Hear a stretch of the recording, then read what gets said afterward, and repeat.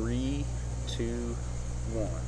And welcome to the What the Shuck podcast. The goal of the What the Shuck podcast is to provide a platform to people with influential ideas that have either helped me to change my life or that could potentially help you to change your life if you're listening to this right now. So throughout the podcast, I'll be interviewing people of all professions and arts, or just anybody with an idea or story that deserves to be heard. So my next guest is a makeup artist and a advertising manager for a radio station. She is Brittany Moses, and she's been doing professional makeup for over a decade. She has worked for herself she started this as a hobby and has developed it into what has been known by, or has been recognized by Scout Guide as the best in the business in the area. She's done work for makeup, for TV, for the red carpet magazines, photo shoots, pageants, proms, and anything in between. And she is very, very much into being positive about everybody else around her and making sure that she uplifts the people that are on her team. So without further ado, thank you for coming on, Brittany. Thank you so much for having me. What an introduction. I don't know if I deserve it, but thank you. Just a few things I've done, but thanks for noticing that I try to be positive. Yes, because in times that things are so negative, it's really important to be really positive, and I know that for me, that is what allowed me to kind of change my life. So I saw that you were doing that and was like, I love that people were doing that. And I also recognized that you were following a dream of yours. And I know that, like I said, you've been doing this for 10 years for the makeup stuff. And a lot of people were like, how do I get into work like this? How do I do that? And at first it wasn't always about you were making money. You weren't like necessarily just the big dog. It was like you've had to put in a lot of work to get there. And so if you want to talk a little bit about what you were doing at first while you were working on doing that, because you were telling me that you do stuff in ads and do stuff for the radio, if you kind of wanted to touch on that, and then go from how you were working as a hobby and then have really made it into something that's helping you kind of sustain your life. Sure. So it all started December 26, 1989. I'm just kidding. So, that was the day I was born.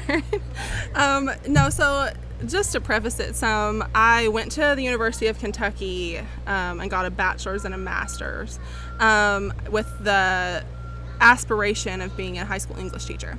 So I became a high school English teacher, and the summer going into my first official year as a teacher, Fayette County Public Schools had a $20 million budget cut. So I was then faced with having to find something for work for at least the summer or maybe even a year, and found myself in radio sales. So many talks, and I stayed. So it's been 6 years that I've been doing radio advertising sales. And I actually love it. It gives me so much freedom. And the good thing about the freedom is that it gives me an opportunity to pursue my dreams, and it gives me,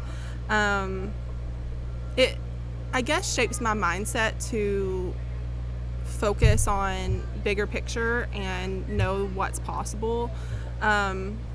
So I began doing makeup in college, and it just turned into people would hire me if they knew I did makeup. I didn't have a name in it at that point, and I guess they would hire me if they were going out or some prom. I got my first wedding, and whoever I did first, I'm so sorry, that was not great. The makeup was not great, and but I loved it. And I think at the time I was $25 a person. It was just something I did on the side. And I have this personality that I don't want my reputation to be something that people can say that I did this, I half did this, or I kind of did a good job. I wanted to be really good. So I decided to pursue makeup more seriously on the side, and that's when I started going to the makeup Masterclasses with Kim Kardashian's artist a couple of years ago.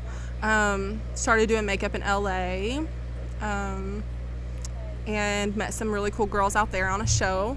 And I just kept going and learning and trying my best, and then before I knew it, people started to recognize me in the makeup field. So that's sort of where we are today, where I'm just still striving to be the best, and whether I have years and years to go to be that, I'm just happy that people see talent in art.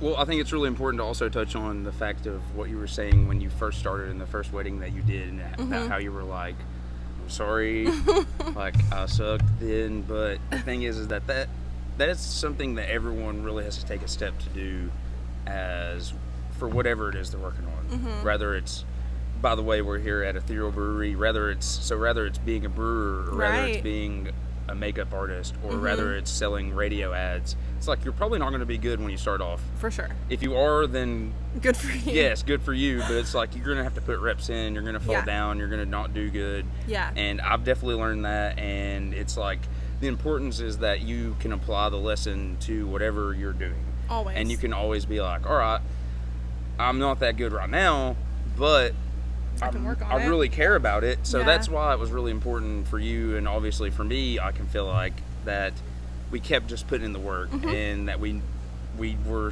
sorry for what we did then, but the intention was wholehearted, and that you cared about what we were doing. And it's like, but look at what we're doing now. Right. And you had to fall down and have those failures, or not necessarily do your best work to do what you're doing now. For sure. So where you are now is obviously completely different. You've been doing this for 10 years. Yes. And it's like, if you really put in work for 10 years, it's crazy where you're going to see yourself. Yeah. I can't imagine where I can see myself in 10 years just based off what I am seeing with my podcast. And it's really important to envision what you're going to do with your success. And, you know, if you get to where you're just like, I have a dream, but I don't really have like a set goal or a list of ways or like a vision that I've seen to get there, sometimes you get lost.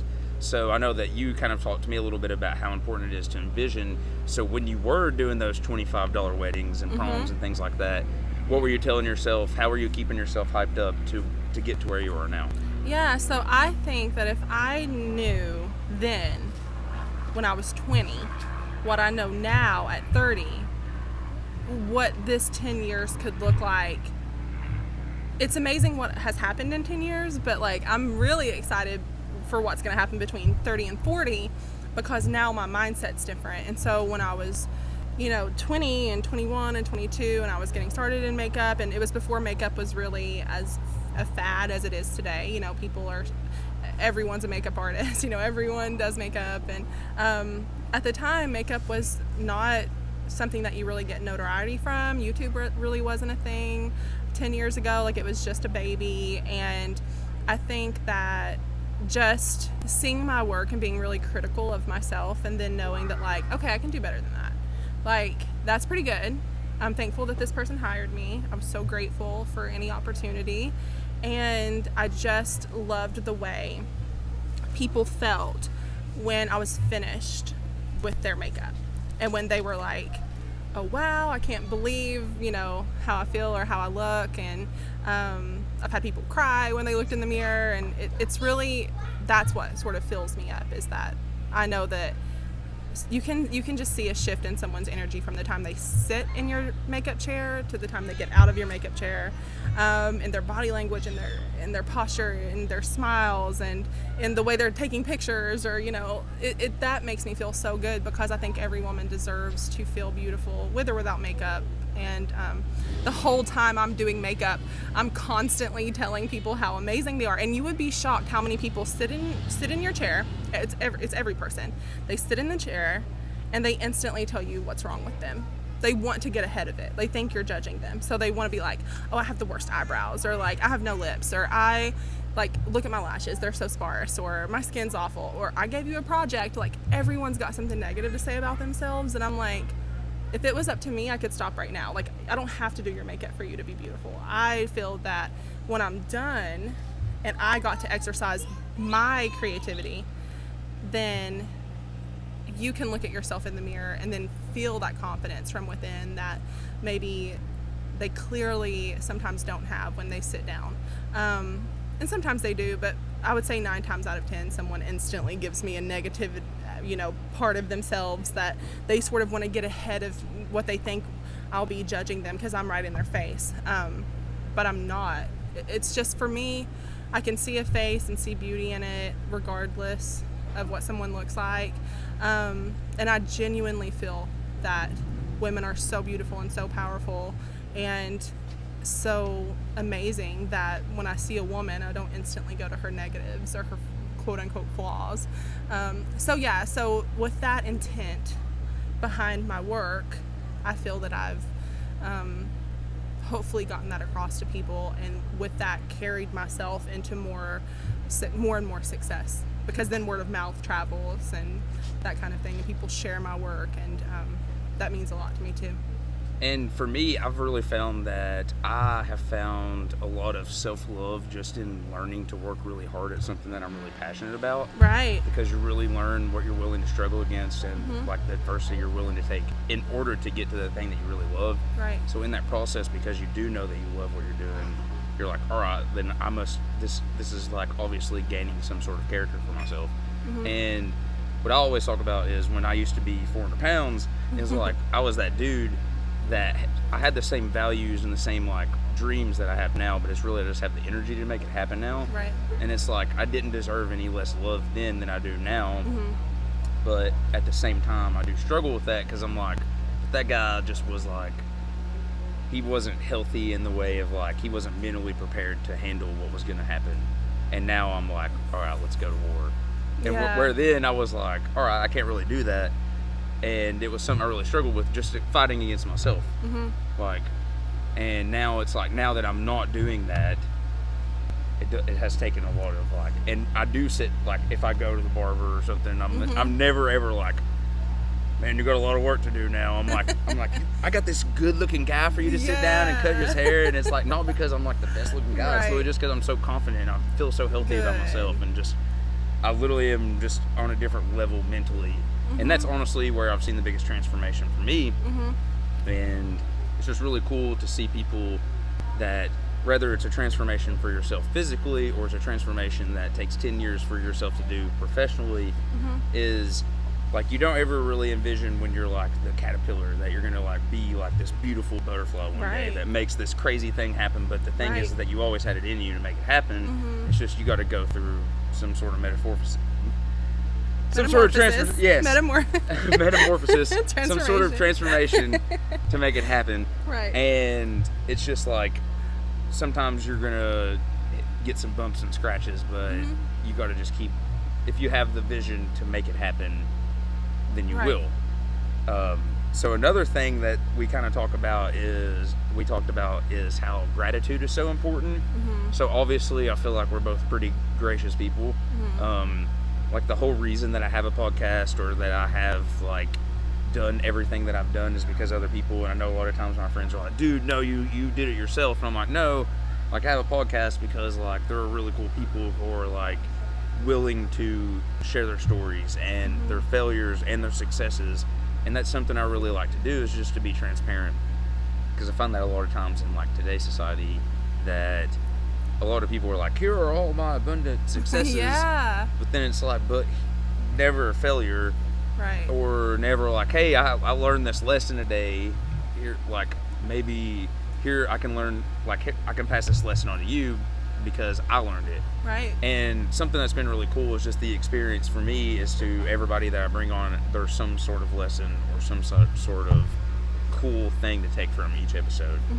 And so do you care to talk a little bit about like just how important gratitude is and some of the doors that it's maybe opened up for you? Because obviously you work hard, you have an extreme talent, but sometimes you need a little extra, and how has gratitude maybe helped you in those situations? Right. So for me, gratitude is everything. And I credit all of my success to my gratitude, because once I understood that you can want more while simultaneously being grateful for what you have in this moment, then it creates more abundance. And so once I figured that out, it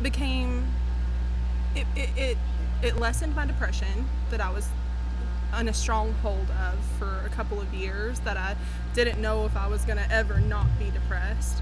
It helped me with my anxiety. I'm diagnosed with anxiety, and I still have quite a bit of anxiety, but my depression, being grateful for what I have, gave me a new perspective, while simultaneously being grateful for what's to come. And in that gratitude for what's to come, I find that it helps attract those future happenings that's going to happen for me, because I'm already grateful for them. And honestly, I'm not just grateful for the good times. I'm grateful for 2020. I've had so many weddings cancel, and I'm at less than half financially than I was last year when it comes to doing makeup, but I'm still grateful for every single person who was willing to give me a chance, and I'm so sorry that they had to cancel their wedding day or reschedule it. And I'm still grateful that I'm okay and I'm healthy, and I'm so grateful that I'm able to, rest. Like, I'm grateful for some rest, like I was working 7 days a week last year, and in some instances I'm still working 7 days a week this year, but I have a lot more free time, and I'm able to rest, and I'm able to reflect, and being grateful for it all. The good, the bad, the slow times, the times that blew my mind in makeup. I mean, I could cry thinking about it, but like I'm so grateful for it, because I remember the days I used to wish for exactly what I have, and the days I used to write down this. Like, the things I write down now I haven't yet accomplished that I think I will accomplish, but at the time, I wanted to be a sought-after makeup artist. I used to write it down every single day. I want to be a sought-after makeup artist. I want to do makeup. I want to do makeup. I want to do makeup. And it wasn't overnight, but it felt very overnight. Excuse me, how quickly I grew. Is that a corona cough? It was a corona cough. So you are not 6 feet, so you should probably go over there. I'm just kidding. He's getting a mask. I feel bad for you because it's 100 degrees outside, so you can wear your mask if you so feel. He has a mask on. This is fine. Cute future mask on. Mask on. This guy. Fucking mask on. You couldn't pay me to wear a mask out here. Yeah, it's too hot. That just melted me almost. I'm so sorry for you. But sorry to interrupt. That's okay. Sorry to be goofy. That's okay. But yeah, all of that's to say that I am extremely humbled and grateful for what life has thrown at me. The things that I used to write down on my vision board and in my journal that have happened. I'm in awe. I'm in awe of my life. I'm so humbled by it. I'm so grateful for it. I will never take it for granted. So no matter what I end up doing, or how quote unquote big something I do might be, or how proud my hometown is rooting for me, and they're like, oh, I can't believe you got to do this, or you got to go to New York and do that, or like they're so rooting for me, and I respond to every comment because I'm still so grateful that someone took time to do that. Like, I'm grateful for everything. So I think it's opening doors for me. I think people can appreciate that, but I think it's important to be humble and grateful, and not get ahead of yourself, and never, to know that if something doesn't work out, it's not necessarily a reflection of me. So yeah, and I think that being grateful for what was, what is, and what's to be will always open up doors for people. And honestly, I think that's so cool that you just said that, because literally something I have written down is like, always I'm like, where have you been? Where are you? Why are you here? And where are you going? Those are like 3 questions I always ask myself. Like, huge. Yeah, because it's like important to know, like, you might have been in this place, but like the question is now, like, all right, but that happened, so but why are you here now? And then what is the direction you're going to go because of why are you here? Well, you have to start with why. Yeah. Right? Like, you always, no matter what you do in life, whether it's I want to lose weight, I want to have this career, I want to make $1 million, I want to drive this car, I want to have that house. Why? And then work it backwards, and just think about how many people can I help along the way, and what will $1 million do for me? What will it create for my life? Why do I want to earn that? And look into it, because if it's for other people, it could be good or bad. If it's for other people, if it's for other people to judge you a certain way, it's not necessarily a good thing. But if it's for other people so that you can better help your family, or put yourself in a financial place to where you feel secure, there are so many reasons, but we have to get to the core of why we want to do something, why we want to lose weight, whether it's confidence or feeling better and more agile, and feeling lighter, our clothes fitting better. There's so many reasons that people want to lose weight. I'm starting to get attacked. It's getting bad. Yeah, the bugs. You're getting attacked more than me. I don't know why, because Must I'm wearing smell bad or perfume. something, I don't know. I'm wearing cologne. But normally they I think they want perfume. That's what I tell myself. Who knows? We're both lovely smelling people. We smell so good. And we're sweating like a lot. My mom says bugs like me because I'm sweet. I get that. Sounds corny. I also want everyone to know that I have my Polar fan with me today. That is chargeable. She's channeling her inner Marilyn right now. I'm so hot. So I pulled this out the other day at a restaurant, and first they laughed, and they want to be. Then they're like, all right, now I get it. I want now to that we've borrow been it. melting like a Matt Weigel boxing class. Shout out to Matt. But yeah, but I feel like your weight loss journey has definitely like helped your mindset a lot for like when you were saying accomplishing goals, because then it feels like what's next. If you can accomplish something like that, which that's all mental. Yeah. I mean, it's physical too, but like mental before physical every time. Wouldn't you agree? Oh yeah, like people are like, what's your biggest life goal? And I'm like, well, I mean, most people would say what I achieved would be their biggest life goal, but it's like the whole reason that I got so motivated in the first place was I had a head injury and I kind of was stuck, and I started listening to podcasts, and the influence of podcasts, I was like, wow, I could actually maybe weirdly do that, because I feel like I'm passionate enough and well-spoken enough that I could maybe get into that. And I had started doing work with my voice at a young age. I actually had a vocal cord issue weirdly when I was growing up, so I had a lesion on my vocal cord. I've had the same voice since I was like 5 years old. People would call and be like, hello, Shuck residents, and they thought it was like I would be a grown man. And they'd be like, Richard, you know, you're going to play poker tonight? And I would be like, this is Austin, I'm 5. I'm 5 years old. I'm 5, I have the same voice as my dad though. Right. So literally I've had the same voice since I was 5, like weirdly. And it was because my tonsils were squeezing my vocal cords together. Oh, so no. at a young age, I got into doing announcing for like sports games. Like, no way. Yeah, like I did so like cool. Little League baseball, Little League football. When I wasn't playing, like I was doing the announcing, and then it like weirdly kind of just got to where I started doing more and more, and then it was like now I'm doing middle school, and then when I got to Lexington, there was this really weird happenstance circumstance that came up. And I would listen to ESPN radio very frequently, the local station, and they would have this radio show called Matthew and Mikey on Waller at Jimmy John's from time to time.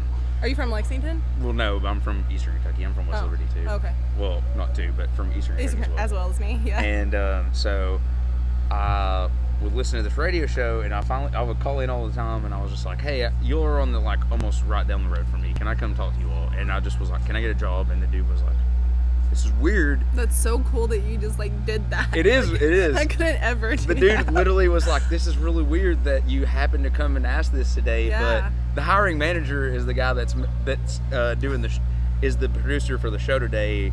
The guy that's the producer that's normally here is sick. So the guy that literally hires people is here, and you can literally just go ask him. How old were you? 24. 20, okay. Yeah, it was like right out of college. I walked up to him and I was like, so I love your all show, and you know that I call in from time to time. Can I work for you all? And he was like, well, give me like 2 weeks and I'll let you know. And he calls me and he's like, yeah, you can come be a producer for this show. And I was like, really? Just because I just had the guts to go. Wow. Yeah. And it didn't really end up working out because that's when I like was really peak, like not good health for myself, and kind of was lazy. Yeah, well, we all had moments. And so I'm not the same person I was at 24. And so I really was like, I really am regretful of how I didn't take advantage of that situation, because how much I do really care about this stuff. Right. And that's like one of my failures I like to talk about, is I'm just like, sometimes you're going to do stuff and it sucked then, but if I would have stuck through it, like where would I be now? Right. Yeah, and so that's like, that's challenging for me. It hurts my ego. For sure. But ego is something I've really learned to be combative against, and it's like something I'm like, all right, you need to like sacrifice the ego. Did you read a lot of books about this type of thing? So after I hurt my head, podcast and reading became like my main medium of like influence, and they're mine too. And it was just like, I could maybe do that. And then like I heard this story of this dude named David Goggins, and he lost like, an insane amount of weight in like 1 year, and I was like, well, if that guy can do that, I could do that. And then I did it, and it was just like, all right, well, if I can do that, then what can I not do? Yeah. And that's why there's a podcast, and that's why I like trained to run a marathon. Like That's literally so one day I cool. just ran a half marathon because I was like, there's not going to ever be a time because Corona's going on that I'm going to be able to do like an actual half marathon. Yeah. And one day I just got up, had no plan, and I just started running. What? And I ran to 6 miles, and I was like, you know what? I'm going to go ahead and do another 6.5 miles. What? Yeah. And Oh my, I'm mind blown. and I ran it in like 8-minute average. What? I'm Yeah. so shook. And I was like, What? Shuck. She's so shook. I'm shook. But sorry. It's okay. No, it's true because I couldn't do that. But I was literally. I mean, maybe I could, but I someone was wouldn't just want like, to. how do you do that? And I was like, well, maybe I was always ready to do that, and it was just like I just needed to challenge myself. And that's something I've really found that's so important in this journey is the like how often do we not challenge ourselves because we're so comfortable that we think that that's like the ultimate way of survival. But it's like once you start being an entrepreneur, or you start like doing things that you're like, oh wow, like this $25 wedding, I sucked. But you're like, but I know what I need to work from that situation. And I tell people all the time, the first mile I ever ran at EBF was 12 minutes. And now I'm running like a 7-minute mile. That's pretty dang good. And it's like I almost like when I used to run a essentially. 10-minute mile, I was crushing it. So I still feel excited about when I run a 10-minute mile. I'm Don't like, get things holy twisted. crap. I'm like, yeah, Like I I ran get a 10-minute mile, I'm like, I did that. Me too, Like, though. Still, to this day, I'm still 10. excited about that. But people are like, how did you do that with your time? And I'm like, I'm not talented. I'm not like better than anybody. I don't have some like crazy genetics that made me be faster. It's like at the end of the day, I just am willing to work hard. What goes on in your mind, like when you're running? I'm Like, thinking how about stuff does- like we're talking about right now. Really? Like, do you think about every step, or do you just erase the running from I don't your even think mind, about or- the running. I just think about 'Cause that's like all I think about when I'm running is every step, and it hurts, and I'm like, this sucks. This sucks. I heard this when dude- Matt makes me run. No, like I'm just like, Matt, you knew not to make me run, but he always does. He doesn't care. the guy who really influenced me was like, when you run, he said, when I run, I'm not training to run 100 miles because this dude runs like 100-mile marathons. Wow. Insanity. His name's David Goggins. Dude's insane. But he was like, I'm not training to run 100-mile marathons. I'm training for the day that I get a 2 a.m. call that someone who I love's passed away. And I was like, that's a weird way to look at that. Very like stoic, because I love philosophy. So I was like, that's a very like stoic, philosophical way to look at that. Yeah. But I was like, but it's very applicable. And so the way that I started training was like, I'm not training for me to be better at running or me to be a better boxer, because I'm not ever going to be a champion of either of those things. Or I hope to be the best podcaster ever. That's one thing I maybe feel like I could maybe do. Yeah. But my goal at the end of the day, even though it might not be possible, is that I put in the effort that it's possible, because there's a reward that if I struggle through it, that I will be more prepared for when real struggle happens. People are like, how do you handle Corona so well? How do you handle like when someone dies that you love so well? And it's just like, I run a lot, or I work really hard, and learning to struggle is like weirdly a good thing. And I've really found ways to apply that to running or working out or doing a podcast. Right. When people are like, dude, when do you sleep? And I'm like, well, You don't? Because I do, like 8 or 9 hours a night. well, like 4 to 6, and it's usually more 4 hours. So What? yeah, and that's not healthy. What? Amanda Nybert, who was on my podcast a few times, like, what is wrong with you? Don't do that. She wants you to sleep. I know she does. But I just, And I know she wants you to throw out your scale too.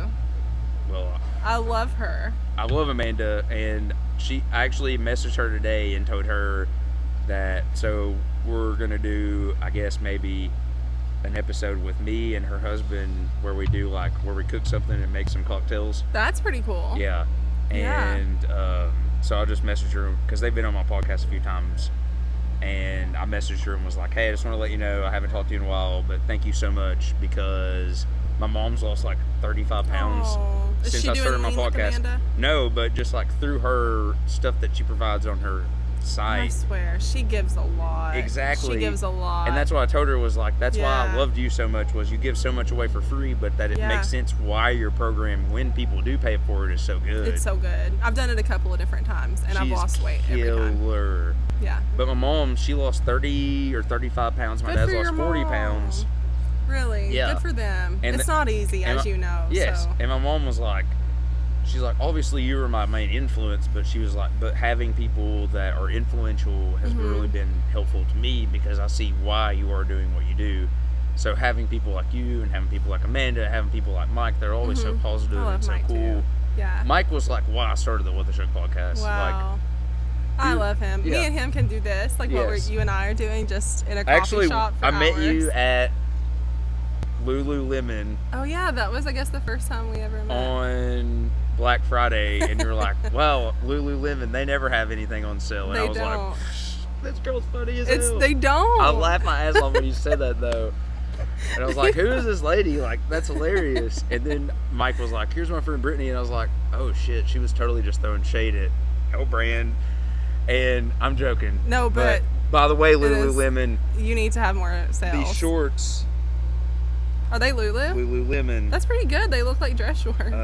Hit your boy up. Give him a sponsorship. He needs I got a it. crazy story. He needs a sponsorship. Yeah, I'll take it for real. Like, for real, give him clothes and a paycheck. I don't need a paycheck. I just want some cool Come clothes on, to put on. you have to ask for it. We work into that. Closed we just mouths talked don't about, get fed. We just talked about gratitude, working your way up with gratitude. Yeah, but closed mouths don't get fed, just like your radio job. You gotta go in there and ask. He wants a Wow. paycheck. Well, anyway, so it's just like I've found really cool ways to be adaptive and use weird things that I normally would run away from, like struggling or hard work.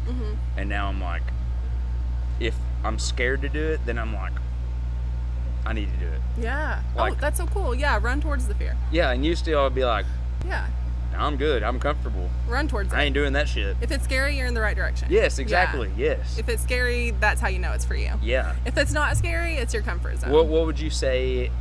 All right, so you were just talking about going to New York. I would Yep. maybe assume this would be one of the scariest things because you were Yeah. working with like one of your big Idols, yeah, idols he's- essentially. Yeah. So tell us a little bit about like what you did in that moment.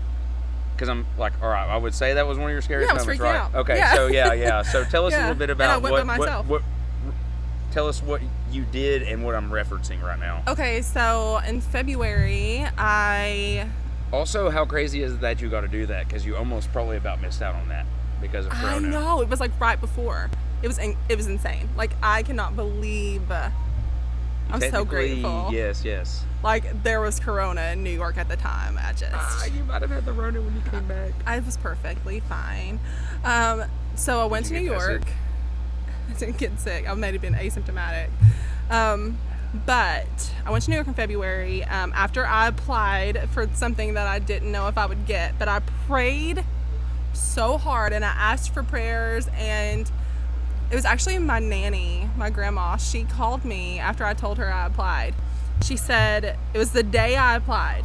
And I applied to do, just so everyone knows, I applied to do basically a one-on-one internship with Kim Kardashian's makeup artist, Mario Dedivanovic, who I have looked up to for at least 10 years. I admire him so much. His work is He's perfect. a beautiful man. He is a beautiful man. Like, he is.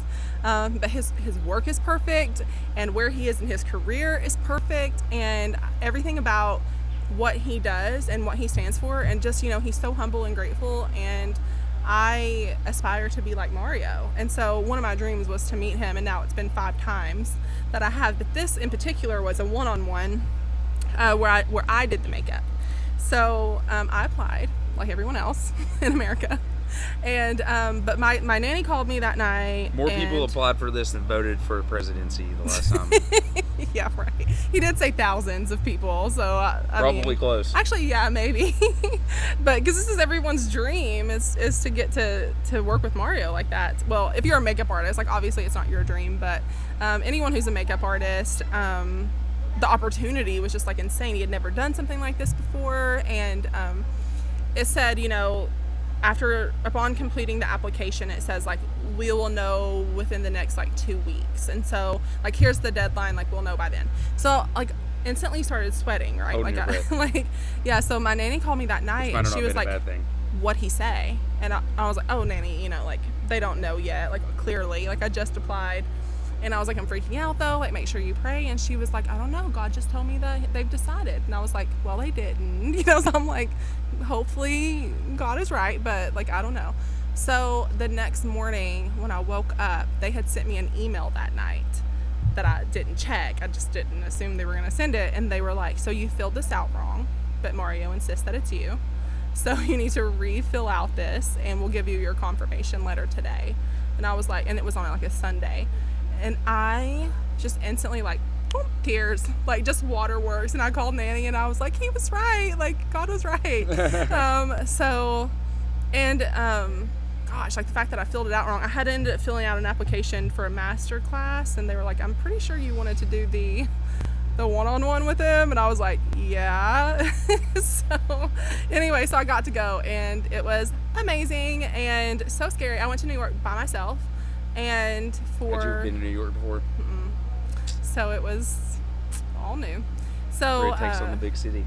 Britt takes on the big city. I went up there with like so much hope, and just like being on the plane, like I landed at night and seeing the city, because I'd been in LA like a bunch of times, but I hadn't gone to New York, especially to work, or especially for an opportunity like this at all, you know. And so I was like landing, and you just see the city on both sides of the plane, and it was just amazing. Like I can't even, like I was just like on the plane like like smiling so big, like geez, everybody else is just like going home, like it's not a big deal to them, and I'm like, I'm in New York City. So that was so much fun, and landed, found the hotel, did everything like by myself. I stayed in Manhattan, and took a class with him on Friday, and then Saturday I just explored the city all day. I mean, I literally could not move. What was the best thing you ate in New York? Oh, the best thing I ate? Oh my God. Oh, it was pizza. It was from Prince Street Pizza. I've never been to New York, so I don't know. Oh my gosh. So like I asked the hotel person, I was like, "What's the best pizza in New York?" And they were like, "It's literally down the street. You can walk." So that dude got paid to say that. Maybe, but there was a line like out the door. Like you had, I was on the street of New York. Pre-social distancing? It was pre-social distancing. Like we were. So big deal. Yeah, out the door. So I was waiting in line, and it was so good. Like I made a video on Instagram, and so many people were just laughing at me because I was like, it looks like a school pizza, but I'm telling you, it's so good. But the pepperonis, because they were little, but it was square like school pizza. No. I mean, it was. But the pepperonis were like school pizza. It was the pepperonis that did it. So they were the little square pepperonis. No, they were the little bitty round ones. Like, you know, pepperonis are like pretty good size, but these ones were little, like a school pizza. You must have had better school pizzas than we had. Our school pizza had little round or little square ones. Really? Or rectangular. Like, you know how the ham is cut? Like yeah, that. I get that. Yeah, you'll have better. We had round, I think. I mean, they had better school pizza than we had. The only school pizza I remember is the breakfast pizza. So good. So Gravy. Good. Yeah. Everybody loves and that. sausage. It was so good. I don't even like sausage. Honestly, like I don't know why it was so good, and like it's not a thing. Like you can't go to brunch and get pizza. If you can, let me know, because I want to eat that. That isn't a thing in Lexington. You hear that, Lexington? Like make a breakfast pizza, and I'm first in line. There's a lot of people who will love that. It might would just be be great, an Eastern wouldn't it? Kentucky thing, though. You think? Maybe. It was really good. It makes sense to me too, like the sauce. Am I gonna make breakfast pizza at the lake this weekend? Yeah. I think I am. Yeah, 10 out of 10. 10 out of 10. Let me know how that goes. Send you a pic. Let me know, yeah, like sausage, gravy, cheese on was it just a pizza crust? It was just a crust. Yeah. The crust was so the good. crust was like supposed to be like the biscuit, I guess. Yeah, I mean, I guess you could do a biscuit, but I liked it better with exactly how it was in school. Like I wonder if they still have that. They definitely do. Do they? Yeah. It makes me want to drive to my hometown. Don't do it. And be like, "Can I get a piece?" Please. Please. What would you say that has been the biggest challenge for you as an entrepreneur with the business that you do during COVID-19? Oh my gosh. I mean, for me, I'm in people's faces, yes. right? So like I wear a mask, I wear gloves, I'm fully sanitary. The good thing about makeup is that it's already sanitary. Makeup artists should be super sanitary. You shouldn't be double dipping into things. You really you have to clean the brushes between people. Like, you're not allowed to like dip your finger. The one thing I have noticed myself is that one thing I used to do that was unsanitary was I used to like take a lash, and when the glue was drying, I'd blow on it. That's so not a thing. I know, like now I'm like, I can't because I have a mask on, and I'm like, actually that's a good idea because I used to blow on lashes. So sorry for lashes. Sorry if I have blown on your lashes in the past. But yeah, but it's already pretty sanitary, but people are now, it's not necessarily canceling their makeup, it's canceling their weddings. So because there's only so many people allowed at these venues, and you know, if you're counting the caterers and things like that, I mean, that's people off your guest list. And so when you have 50 people allowed in an event, I mean, it turns to like 40 pretty quickly because you've got all kinds of vendors there. You know, if you have a DJ and you have, I didn't even think of that. You know, yeah, and those count. And so, and then you have 20 on each side, and it just really limits you. And some people have weddings that are 300 plus people, and they just don't want to have to uninvite people. So they just cancel it or reschedule. So my 2021 is actually pretty booked. But it's like, but for all my 2021 coming in hot if we got a vaccine. please at this point. But yeah, like, so all of my 2020 brides that are going to be like engaged, that'll be getting married in 2021, are not going to have the availability like they think they do. So if you are getting engaged in 2020, you need to book your 2021 makeup artist now, because all of the 2020 brides are already booking those 2021 dates. Just a little thing, because I'm not going to be able to take a lot of new bookings next year already. I've got some months that are completely booked for next year already. So that's pretty crazy. It's crazy. Yeah, all of my May is gone, so next May is not going to be good for y'all, and most of June and most of September of next year is I feel like that's wedding season though. It is. They're all wedding season. I mean, I've got like one or two. I think I have October 21st of next year booked. I'm trying to envision I have a big wall calendar for 2020 and 2021, and I just write down all of my things. But luckily it's erasable because I'm constantly erasing dates this year and booking dates and erasing dates. And you know, I got another cancellation today for August, and but I got 2 new bookings for this August. And normally at this point in my career, having a date open right now last minute is not a thing, but I totally do. If y'all are looking for a makeup artist, I've got dates for days. Like, I'm free. I have a lot of friends getting married, so hopefully they're listening to this if they don't have makeup artists. Management at brittmoses.com, Britt with 2 T's. And I will send you my rates and FAQ sheets. Of course, the sun finally goes away. Oh, we should have done this at 6. I needed it to be. Technically, it's supposed to be at 6. Getting my mom some food at 6, but anyway, it's definitely been weird with Corona. But again, what can you do? I mean, people are it's a harder decision for a bride to like not get married on the day that they were looking so forward to than it is for me to just not do makeup that day. I mean, and I appreciate that you understand that, because most people are like, oh my god, it's like my job, but you're like, well, I mean, what can you do? It's harder for them. It's worse for them, yeah. Yeah, it's harder for them. I would hate to be, and every time someone says that, I'm like, I'm so sorry you were faced with that. You know, of course, like if you reschedule, let me know. If you don't, I hope you have a great wedding day. You know, I'm not gonna hold anyone to a contract right now. But I mean, I'm really hoping next year is better. I've got such big goals that I won't hit this year, but man, I have like this little sheet that I had at the beginning of the year, and I had my number goal on there of what I wanted to do in makeup this year, and I was like by hand filling in like the bar graph like as I got to that, and now I'm like erase like I'm not even like, as everyone's canceling, so I definitely will not get there this year. There's no way possible. We're already halfway through the year, so but hopefully next year I can get there, because it helps me.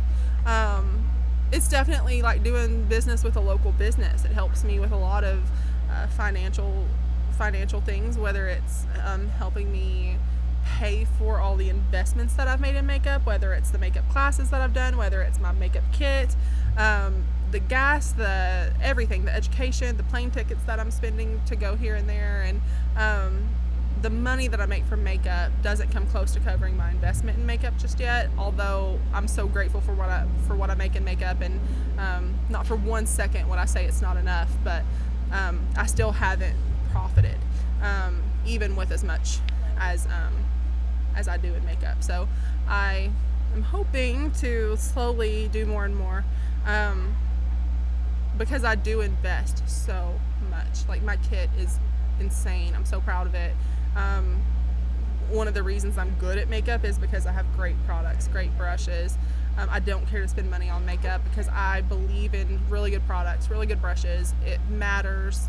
You can't skip on either one of them. I asked Mario once, what's better? What's more important, the brush or the makeup? And he was like, it's equally as important. You need a really good brush and you need a really good product. And you can make it work as long as you understand color theory, and you understand how different skin types work, and you understand climate conditions and lighting, and indoor versus outdoor, and how sunscreen affects the flash of a camera. And if you understand all the nuances of makeup and you have good products, then all it takes is a little skill, a little practice, and there you're in business.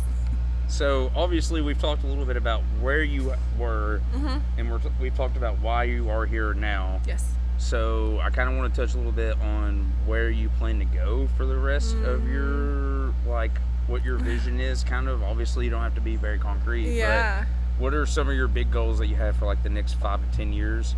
And maybe after that, just kind of tell everybody where we can find you on social media, and what maybe we'll end with what your mission is for the year.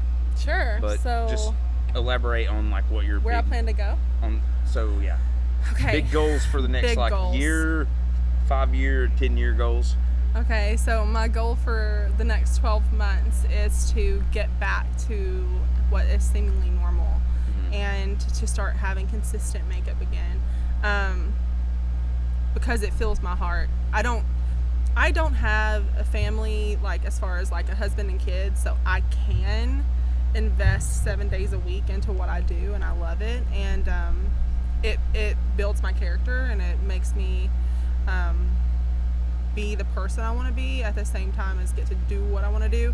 So it's never an issue. I would like to, out of 52 weeks a year, I'd like to be booked 52 weekends a year.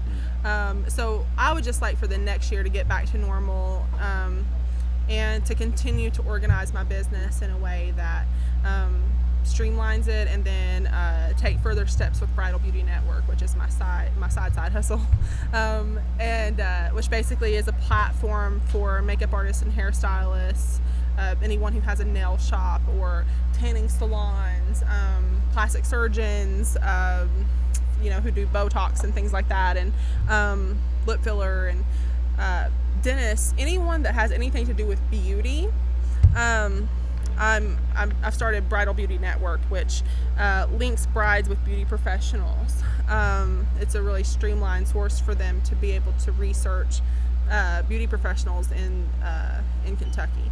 So I'm building out the website for that now. I've got applications for people who want to be on the team, which I'm so grateful for everyone who's applied, and some of the letters that I'm getting of people who want to be a part of that is so moving, because I remember that hunger. I still have the hunger, but I remember when I was first starting, and the hunger to want to be a part of something bigger, and then to create that platform for local artists and stylists is really important to me. So that I'd like to get fully concrete and fully rolling, and things like that.